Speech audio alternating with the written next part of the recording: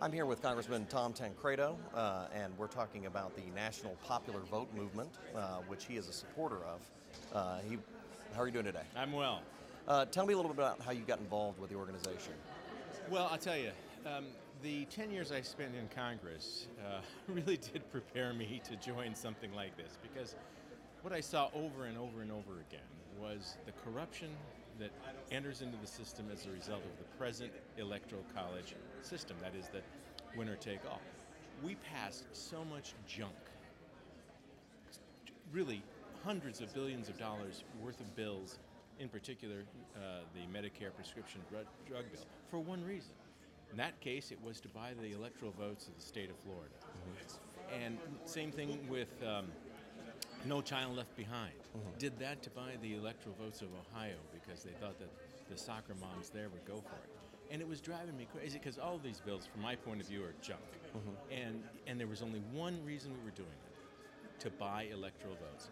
So that sort of prepared me, I guess, for getting involved with Support Popular Vote, because, frankly, it's a constitutional way of saying that there should be that every vote should count. Mm-hmm.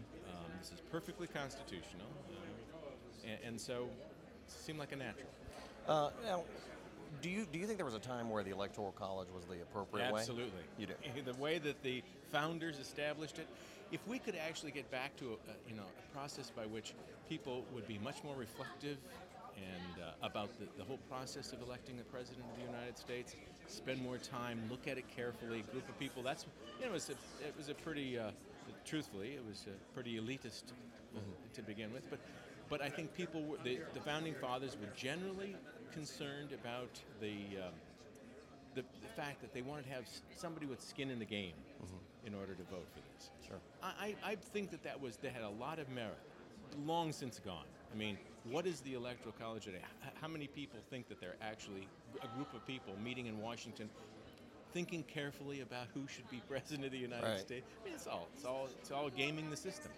And so it today is really just simply a process by which a lot of money is spent in a very few number of states to buy electoral votes. Well, now, in the history of our country, we've had 4 losses that still won the popular vote. 3 of them were before 1900. Yeah.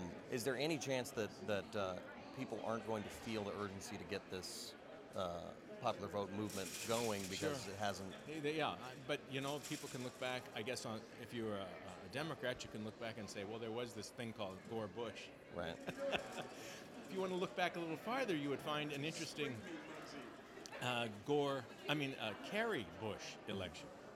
Whereby if 60,000 votes would have changed in Ohio, 60,000 vote switch in Ohio, Kerry would have been elected president, even though Bush had 3 million more popular votes. So it's the possibility that this could happen, and it is something I think you have to really be thoughtful about, because it certainly came close. Do you think that there's any concern about centralizing power here? Well, yeah, but what is that if not what we're doing?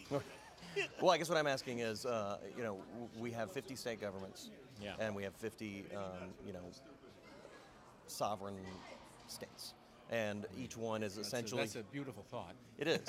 And with each state, we're each saying, here's our vote for who we want to be the president of these 50 states. Yeah.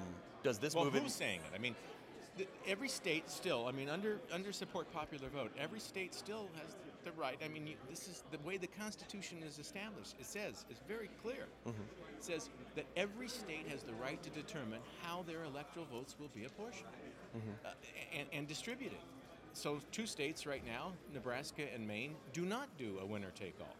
And that's just a decision they've made. This really does, I think it is a reflection of state sovereignty. It says to the state, how do you want to do this? Right. And if a state decides they want to do it by popular vote nationwide, then okay, it'll work out that way. This is today, I think if you look at it, you recognize that a few states and a few places within those few states can actually throw the election. Because if you get enough votes in some of the big cities to affect the statewide vote, you can win those electoral votes, and a few states can actually determine it. Right. And believe me, my issue for years has been the problem with illegal immigration, right? We all know that liberals, Democrats generally are trying their best to get, undocumented Democrats into the country. That's the way I look at it. Why?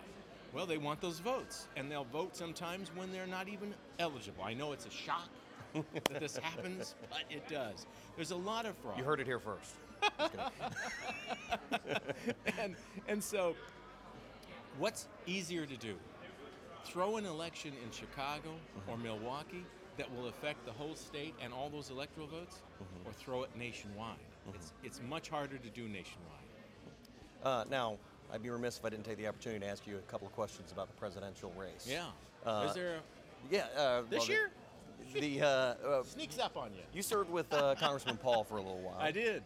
What's your opinion of his? Oh, he's a great guy, but let me tell you a quick story, okay? Which really encompasses my whole opinion here. During one of the debates, we were in New Hampshire, in University of New Hampshire, and his people are wildly supportive. I mean, come from all over, paid for their own buses. And they would, wherever we were, they would write all over the sidewalk, Ron Paul, and they would write out the Constitution on the sidewalk in chalk, and then kind of put people so you couldn't walk. And so anyway, we're at University of New Hampshire, and we're going to a debate, and they're all people, a lot of Ron Paul people all screaming and yelling. They're very excited. And there's a guy standing there in a shark suit. Okay, a shark suit. You remember Saturday Night Live skit? Oh yeah. Okay, not right. Land shark. Well, right. Okay.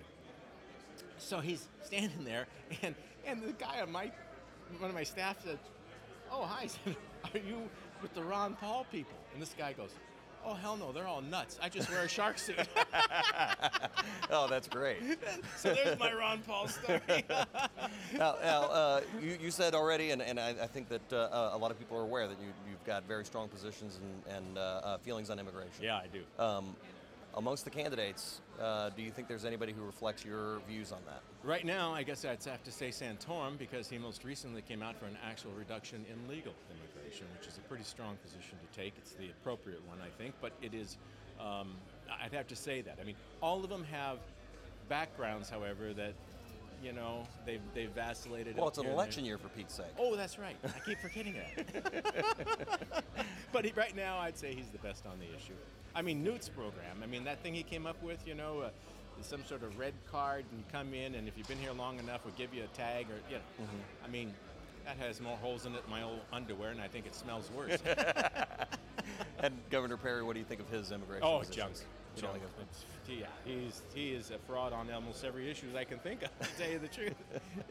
He's been all over the place, too, and no, none of them really. And, I think the Republican National Committee oftentimes goes to these guys and goes, "No, look, don't talk about that." Right. We don't want to be like Tancredo. Right. Maybe they're right. All right, well, I really appreciate you taking the time to talk to us. Pleasure. And this is Tom Tancredo, Congressman from Colorado. Thank you very much. You bet. That was a lot of fun. Thank you.